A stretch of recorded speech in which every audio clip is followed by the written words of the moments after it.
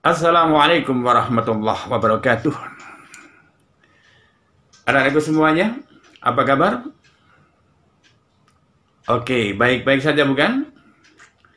Ya, kami doakan agar kalian tetap sehat walafiat.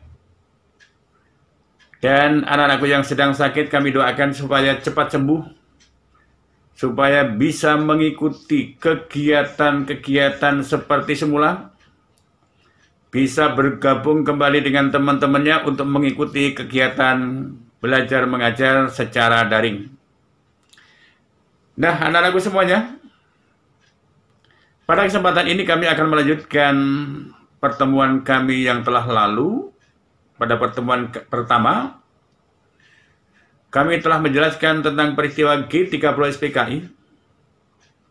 Kami telah menjelaskan peristiwa APRA Bandung. Kami telah menjelaskan peristiwa Andi Anjis. Kami telah menjelaskan peristiwa DITI Aceh.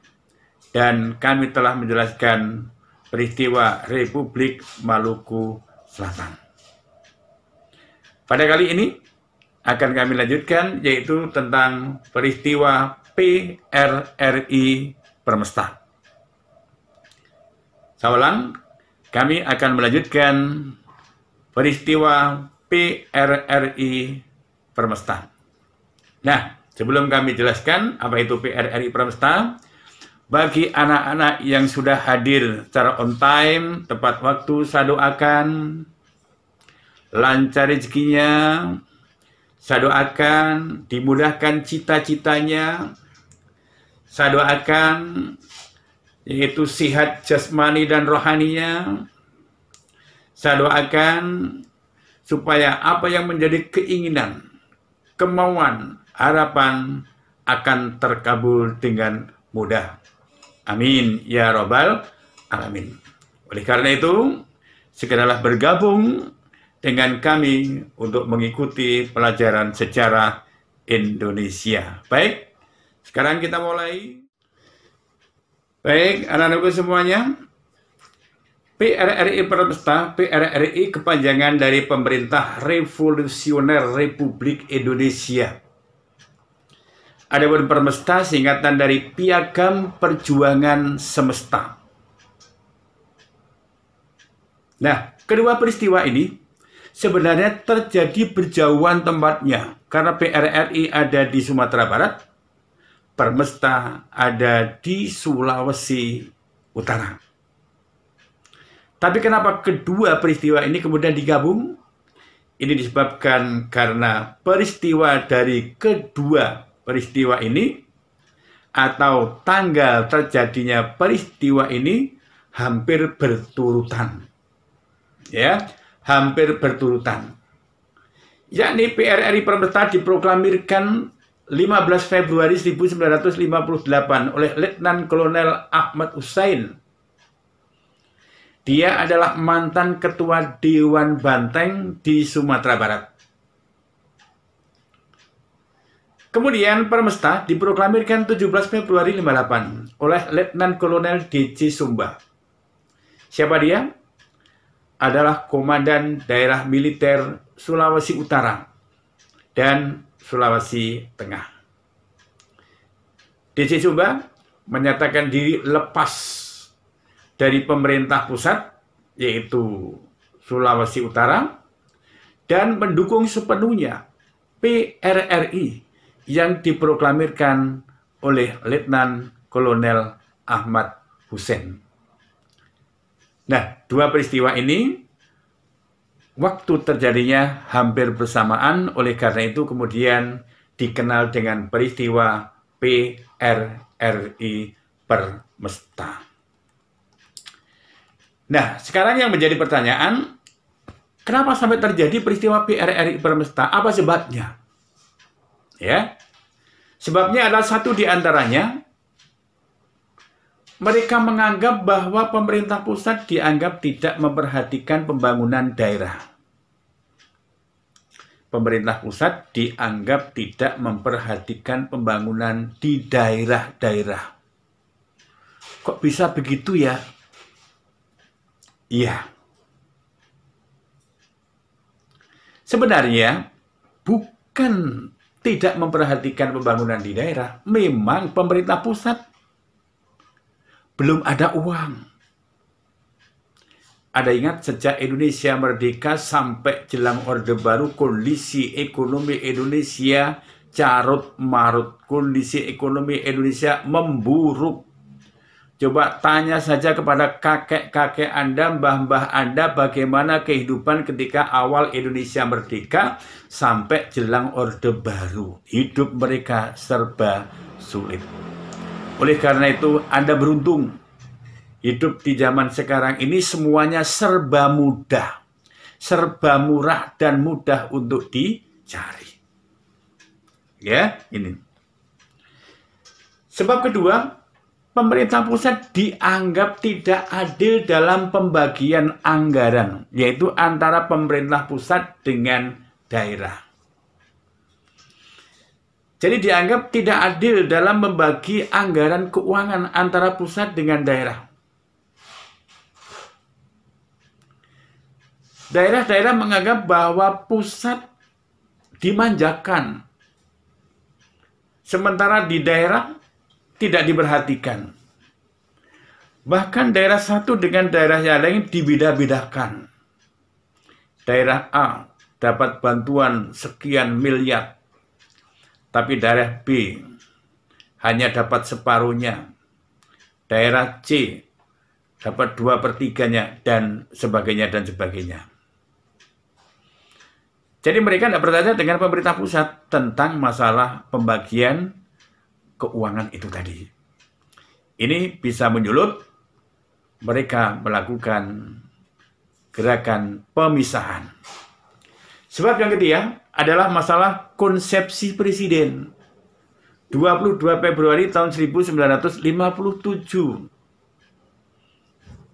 Pada saat itu Pak Karno mengeluarkan konsepsi presiden yang salah satunya isi konsepsi yang dipermasalahkan mereka adalah tentang penggantian sistem liberal akan diganti dengan sistem terpimpin.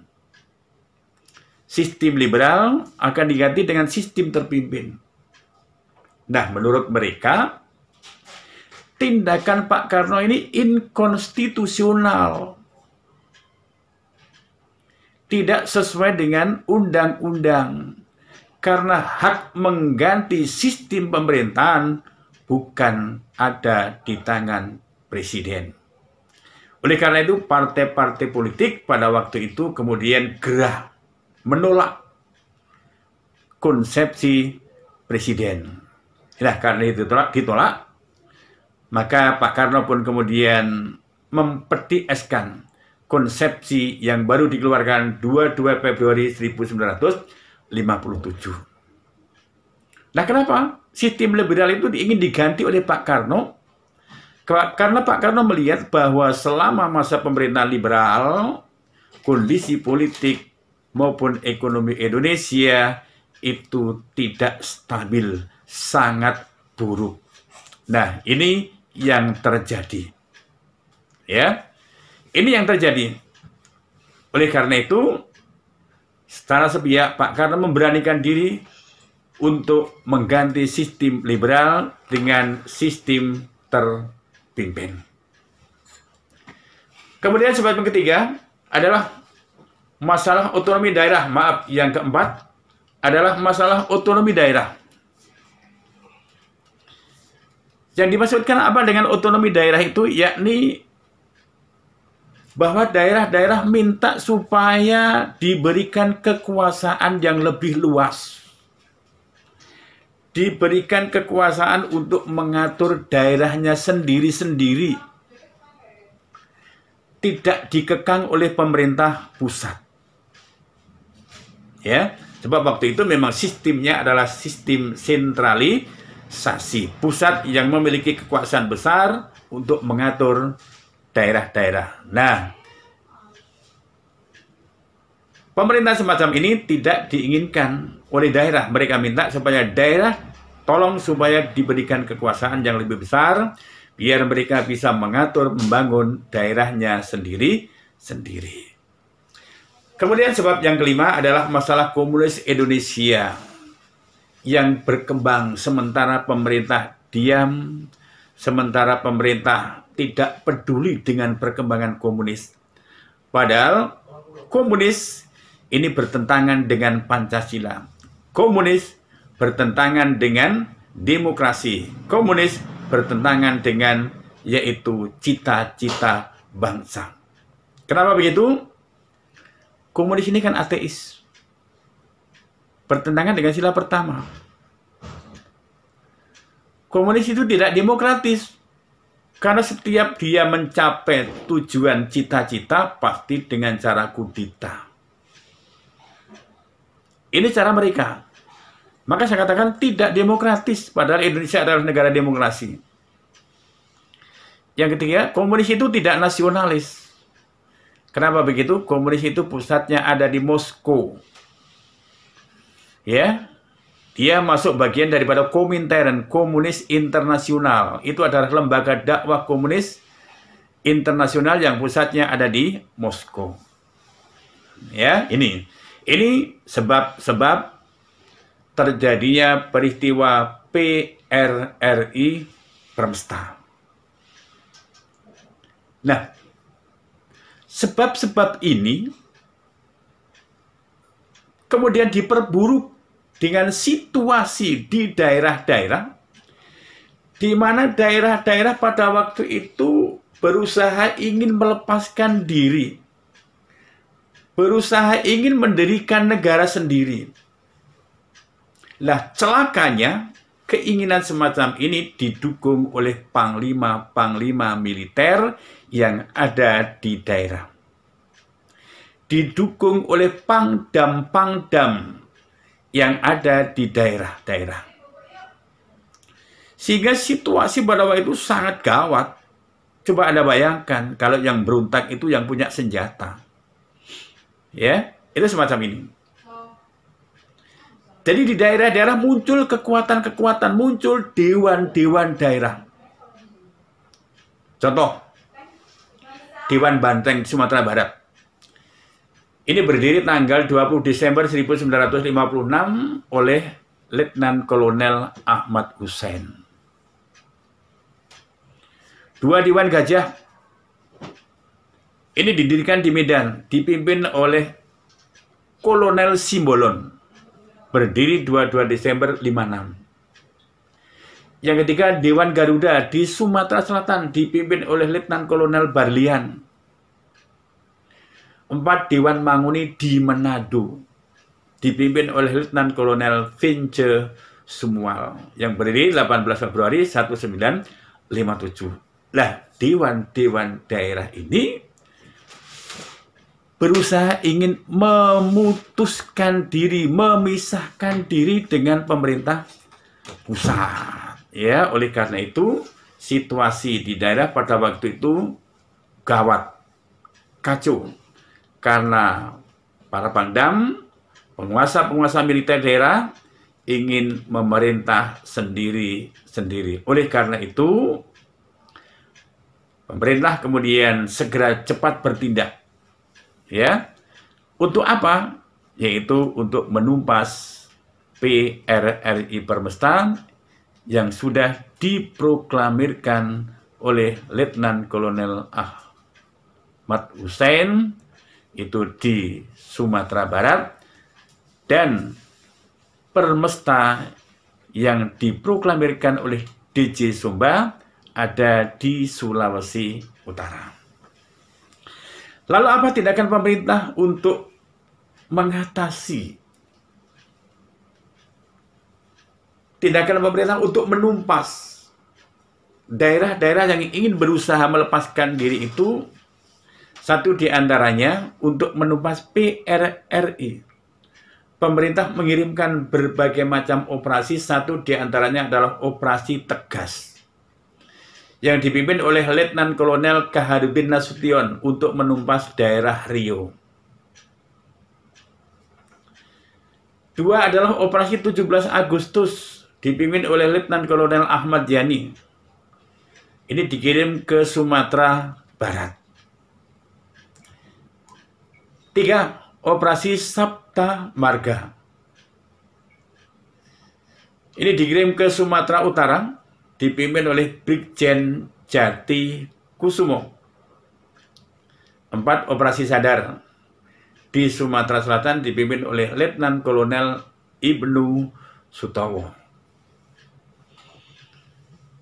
Jadi ada beberapa macam operasi militer yang dikirim oleh pemerintah dalam rangka menumpas PRRI. Sebab ini berat, ya.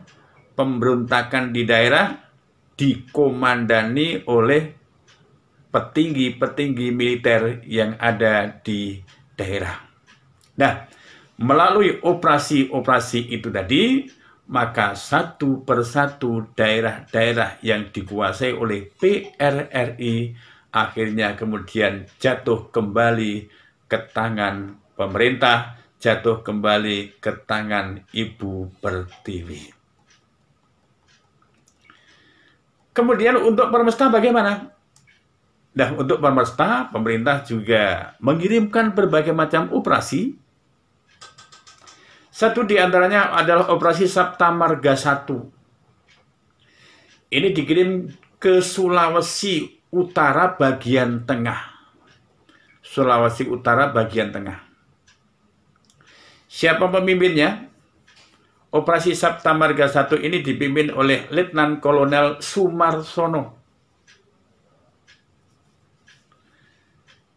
Operasi kedua adalah Operasi Sabta Marga 2. Ini dikirim ke Sulawesi Utara bagian selatan, yang dipimpin oleh Letnan Kolonel Agus Prasmono. Ketiga, Operasi Sabta Marga 3 di Kepulauan sebelah utara Manado, dipimpin oleh Letnan Kolonel Maginda. 4. Operasi Sabta Marga 4 di Sulawesi Utara bagian tengah. Ini diserahkan dipimpin oleh Rukminto Hendraningrat. 5. Operasi Mena 1 dipimpin oleh Letnan Kolonel Peters. Dan 6. Operasi Mena 2 dipimpin oleh Letnan Kolonel KKO Hunhoff di lapangan udara Morotai. Ini operasi-operasi yang diterjunkan oleh pemerintah untuk mengakhiri petualangan dari Permesta yang terjadi di Sulawesi Utara. Nah, dengan operasi-operasi itu tadi, akhirnya kemudian daerah-daerah yang berusaha ingin memisahkan diri, mengancam persatuan kesatuan bangsa, menyebabkan terjadinya disintegrasi bangsa, akhirnya kemudian bisa diselesaikan oleh pemerintah dengan baik.